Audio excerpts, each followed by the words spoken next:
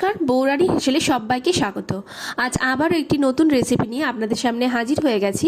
আজ আমি বানিয়ে দেখাবো কর্ন স্যান্ডউইচ। চলুন দেখে নেওয়া যাক আমি কি পদ্ধতিতে এটাকে বানাচ্ছি। প্রথমে আমি এখানে একটা বোল নিয়ে নিলাম। এবার এখানে আমি কর্ন দিয়ে দিচ্ছি। আমি এখানে সুইট কর্ন ব্যবহার করছি, 1 কাপ মতন দিয়ে দিয়েছি।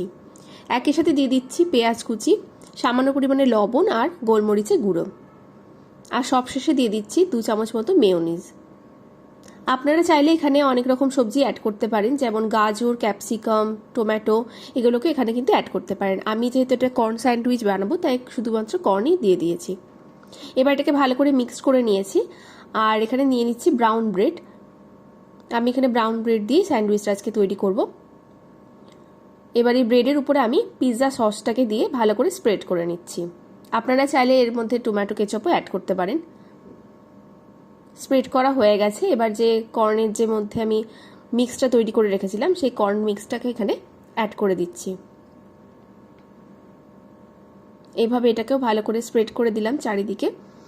আর অন্য একটি ব্রেড নিয়ে নিয়েছি, সেখানের মধ্যে আমি ভালো করে বাটারটাকে লাগিয়ে নিলাম। আর এই বাটার দিয়ে ভালো করে দুটোকে একসাথে জয়েন্ট করে দিলাম। এবার একটা বাটার, সামান্য পরিমাণে বাটার দিয়ে আমি এখানে যে স্যান্ডউইচ মেকারটা আছে তার মধ্যে দিয়ে দিলাম। আর এটাকে গ্রিল হতে দেব 2 মিনিটের জন্য। এইভাবে এটাকে 2 মিনিটের জন্য চেপে রেখে দিচ্ছি। দেখুন 2 মিনিট পর খুব ভালোভাবে তৈরি হয়ে গেছে। স্যান্ডউইচটা খুব সহজেই তৈরি হয়ে গেছে। আর এইভাবে আপনারা বাড়িতে বানিয়ে নিতে পারেন। আর যদি কারোর বাড়িতে গ্রিল না থাকে, এটাকে 2 মিনিটের জন্য তাওয়াতে ফ্রাই করে নিলেই হয়ে যাবে বাটার দিয়ে। খুব সহজেই তৈরি হয়ে যায়। বাচ্চাদের স্কুল টিফিনে ওটাকে দিতে পারেন। আর আজকের রেসিপি ভালো লাগলে অবশ্যই লাইক, কমেন্ট, শেয়ার আর সাবস্ক্রাইব করে পাশে থাকবেন। ধন্যবাদ।